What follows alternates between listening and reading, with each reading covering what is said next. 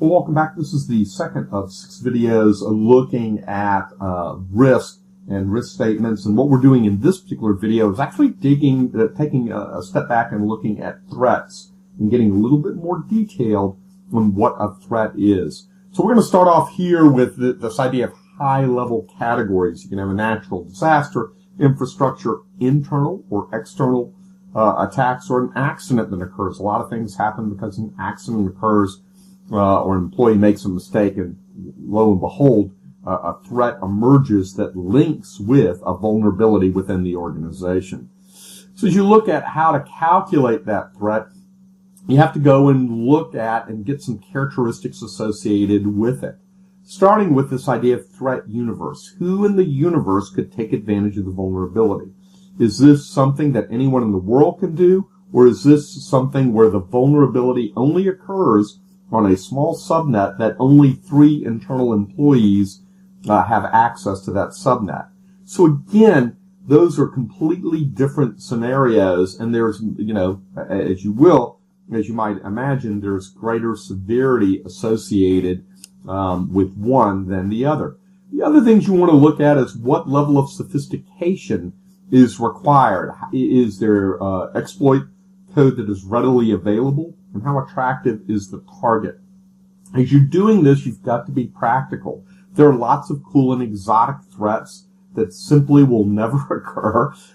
And then there are real threats that are occurring every single day that you can definitely see are occurring in your peer and aspirant institutions. And so it's got to be beyond possible. It's got to be something that's probable and worth addressing.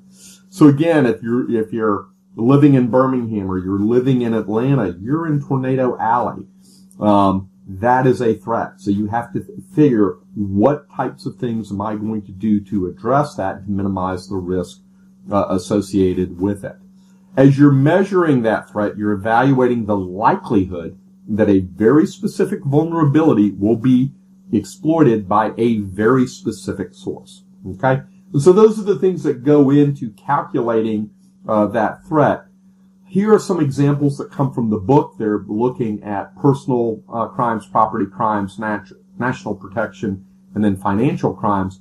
But obviously, there are lots of other types of threats that are out here. These are just some of the emerging ones that you can see. And a lot of them get caught in the newspaper. Today in the news, where we're talking about 2 internal flaws to processors that go back 15 years and is going to require a redesign of processors that are in the majority of our computers and the majority of our cell phones. So again, there are lots of emerging threats you then have to address. What's the likelihood that that threat and a particular vulnerability can be realized?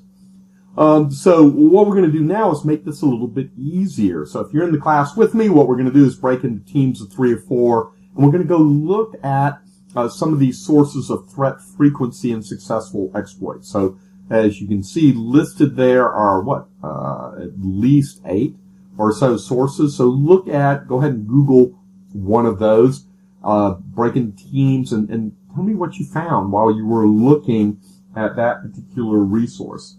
I'm going to assume that you've already done that. Of course, you can always pause this video to give you some time, but go look at these sources. There's no reason to start from scratch or to just make stuff up.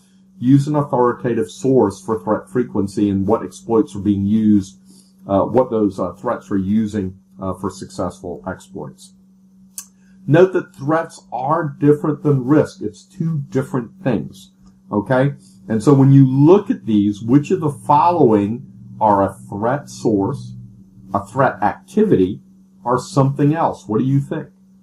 A disgruntled employee, password cracking, internet-facing router, or clear text passwords being sent over the internet? Well, let's work. Actually, I'll just show you all 4, but hopefully they make sense to you. The disgruntled employee is the actual threat source. The activity they may engage in is the password cracking.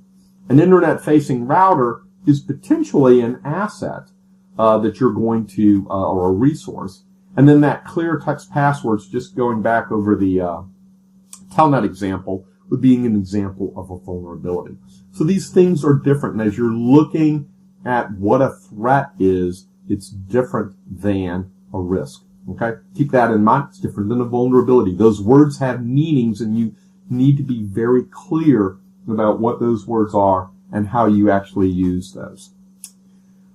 One of the things you've seen over the last 10 years is this idea of doing threat modeling trees. And this is the example from the book. There's another paper out there on attack vectors published in 2010 that you probably want to look at as well, associated with this. Lockheed Martin actually put that particular paper out. But what you're doing here is you're kind of mapping from an information resource, okay, in this case a point of sale system, through, well, how can it be accessed? Is it physical or network access? What is the threat actor? And in this case, you're using internal, external, but you could split it out different ways. What's their motive? Is this intentional? Is it an intentional attack, or is something they did accidentally? What's the activity that they're engaged with? And then what level of risk exposure does that lead to?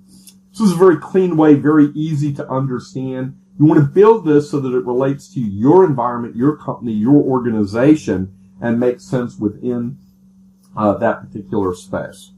All right, well, very good. This brings us to the end of the second of 6 videos that are looking at risk statements, threats, risk analysis. What we're going to do in the next video is pick up with one of our external readings and look at information security risk analysis and how it ties back to the building of these risk statements, I hope. So keep on studying, keep on learning, and I look forward to seeing you in the next video.